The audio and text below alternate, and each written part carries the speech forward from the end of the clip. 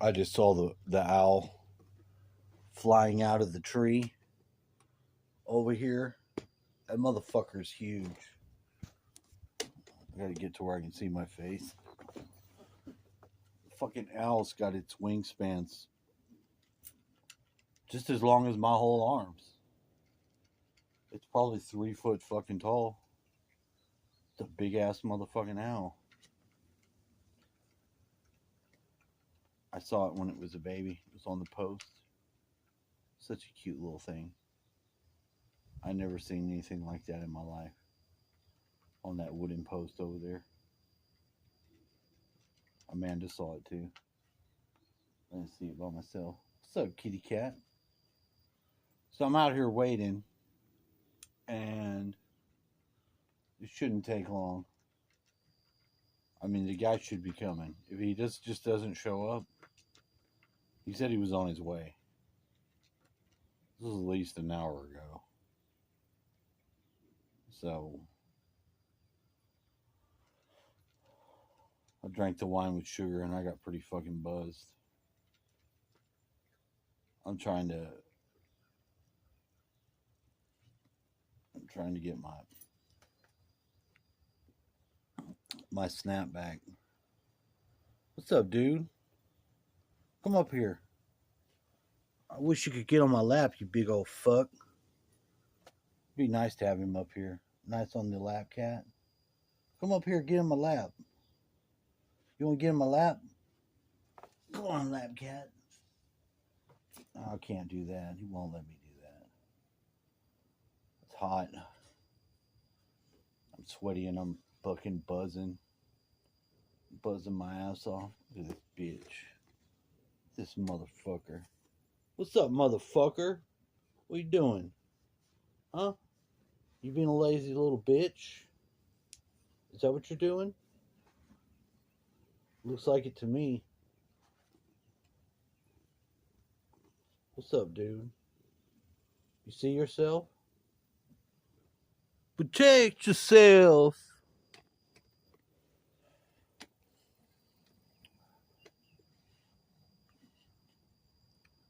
My lady friend says that her truck is broke down. She's waiting on the mechanic too. The guy that's coming here's a mechanic. He said his name is Bart. I thought you wasn't supposed to go through your bullshit. Come here, dude. Where you going? That was yesterday. Today's today. Today I will go over my bullshit. You got a problem with it? Huh? You got a problem with it? You fucking get over it. Quit being a little bitch. I think Rachel Zegler, the Snow White, the sorry ass bitch, that will probably never work again. I think when she has long hair, she's kind of cute. She's been getting the shit beat out of her. That makes her more attractive. Did you know that? It's because maybe she won't be such a fucking a feminazi bitch. If you're a feminazi bitch, guys aren't gonna like you. They're not gonna like you. But if you got a sexy little petite body, they will. After you get an ass chewing, you just need a little ass chewing. That's all. There's nothing wrong with that. Shoe on head. Shoe on head, I think, is really cute. Of course, when I think shoe on head, I think about putting a leg, like getting the leg pushed all the way back to where like her shoe's on her head. I know that's like, what does it mean? I know it means something. It's like your shoes on your head. It's like, something ridiculous, right? Isn't that what it means? I mean, I don't know. I could look it up right now. Let's look it up. Trying to get it.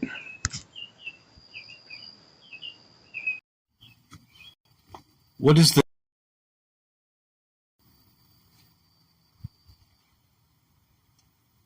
I know you heard me.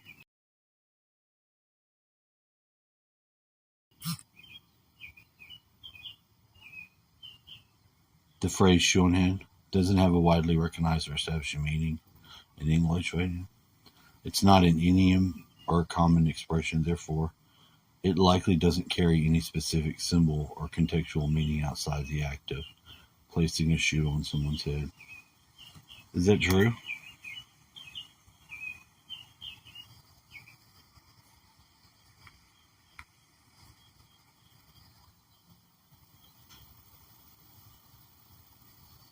Oh, so that was a lie. The shoe on head metaphor symbolizes the risk of clinging to outdated practices, embraces unconventional ideas, taking risks, learning from failures, and it is essential for progress. Tip to get the shoe off your head: question everything, actively challenge the status quo. Oh, okay. Let's is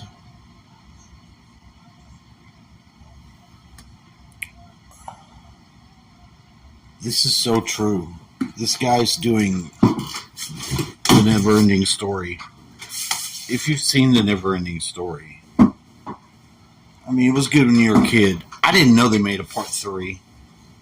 I don't know about part 2. Let's go back a little bit. This is funny, though. I find this very funny. Fantasia is for Bastian to use his imagination and give her a new name. The movie features some interesting characters. I also thought the child acting was pretty good too, and considering when it was made, I thought the effects were pretty good as well. One of the differences I noticed reading the book was just how many more characters there were, and also the names they gave the characters. So, for example, in the movie, this is Rockbiter. You know, he eats rocks. That makes sense. In the novel, he is a rock chewer. That's the type of character he is. But his name is this. So yeah, have fun with that. It's actually pronounced Bjorn Kraksark. I had to look that up. Now, prior to doing this review, I hadn't watched this movie since I was a kid, and watching it now, I've realized that this is actually a really sad story. Not that that's necessarily a bad thing. Because when you boil it down, this is a movie about a boy using his imagination to cope with the death of his mother and come to terms with his own mortality. Impending doom is everywhere in this movie. Aside from it being quite literally a giant storm cloud, you have Gmork hunting Atreyu on his journey, the dying Empress, all mixed in with that. You have characters that are apathetic to the whole situation. There's a terrible nothing sweeping over the land! Don't you care about that? We don't even care. Whether or not we care. Or have just given in to despair completely. Listen, the nothing will be here any minute. I will just sit here and let it take me away too. I mean, if you thought this scene, where Artax just gives into his sadness and lets himself die, was depressing, you should check out the book. In the book, he's actually talking to Atreyu and tells him he wants to die. Here, this is just a small part of it. I can't make it. Go on alone. Don't bother about me. I can't stand the sadness anymore. I want to die. Like, holy crap, eh? But while some might feel that these themes may be a little heavy for a kid's movie, that doesn't make them any less real, because at some point, when you're a kid, whether you like it or not, you're going to experience grief. If it wasn't the loss of a family member, chances are most of us had to deal with the death of a pet at some point. The right side is, there's just no way it's going to be this tragic. I'm 99.9% certain that house pet suicide is not actually a thing. You're not walking into your room one day and finding your hamster lying dead on the water dish with a little mini toaster in there, okay? It's just not going to happen. By the way, at the end of the movie, when Bastian names the Empress Moonchild, I always thought that was kind of weird, and I did some searching online. Apparently some people said, well, he named her after his mother, which, okay, your mom's named Moonchild, that's fine. Someone was obviously in the psychedelics. But honestly, I don't remember any mention of her name in the movie or in the book, so you know, I guess at the same time, the scene probably would have been a lot less dramatic if her name was something a little bit more normal. Bastian! Please! Save us! Alright! I'll do it! I'll save you!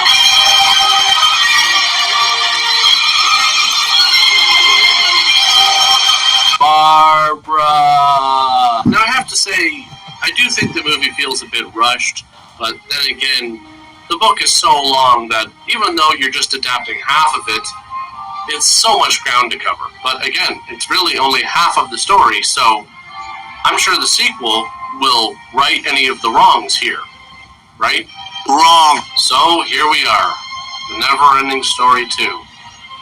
And if the author of the book was so disgusted by the first movie and felt they had changed the whole sense of the story, I can only imagine what he thought of this. Now, I always thought this movie was kind of lame, but it wasn't until I read the novel that I realized just how stupid this thing really is. The second half of the book gets much more philosophical. It goes much deeper with themes of existentialism, and honestly, it makes for quite a thought-provoking story. So it really sucks that the movie kind of misses all of this and really decides to go its own way in order to tell a story that pretty much comes really close to falling flat on its face. I'm not going to say it's just, you know, it's completely horrible, but it's teetering, especially when you've read the book and you realize, you know, what the book is really about at the end. The whole, you know, sense of, you know, the whole idea of self-identity and all this stuff. And then the movie really doesn't flesh any of these things out, and that's a shame.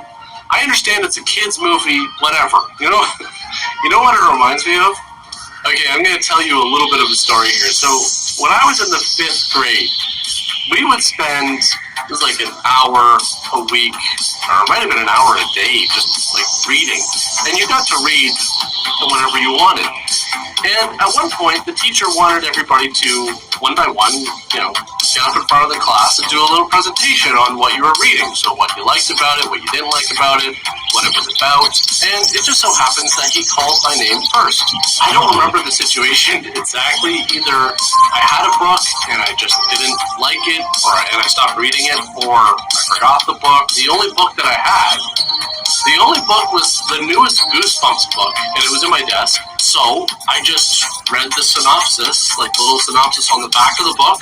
I looked at the cover. I went up in front of the class, and I just made it up. Like 3 to 5 minutes. It was the first time I've done it. I was like 10 years old, and I winged it. I bullshitted the whole thing. Something just clicked in my mind, and I was so confident that I could go up there and just serve up 100% all bullshit patties, special sauce, lettuce, cheese, onion, pickles on a sesame seed bun. And it worked. And that's what this movie's like. It's like they knew certain things from that were in the book in the second half of the novel. Like, there's a story there. The only difference is that this movie got bad reviews, and I got full marks on my presentation. I'll never forget that. I was in complete disbelief when I got my mark back. I was like, wow, this actually worked. It was like an explosion in my brain. Like, holy shit, this is like discovering some kind of a new evil superpower. I could lie. And an adult believed it. So let's get started with, of course, a look at the poster. I love this part of the show. Now, it's funny that the poster is so bright and colorful because the movie is pretty much the complete opposite. This poster is much more accurate in that sense. But look, okay, in the original movie, there's a few shots where Falkor looked kind of like a giant sock puppet.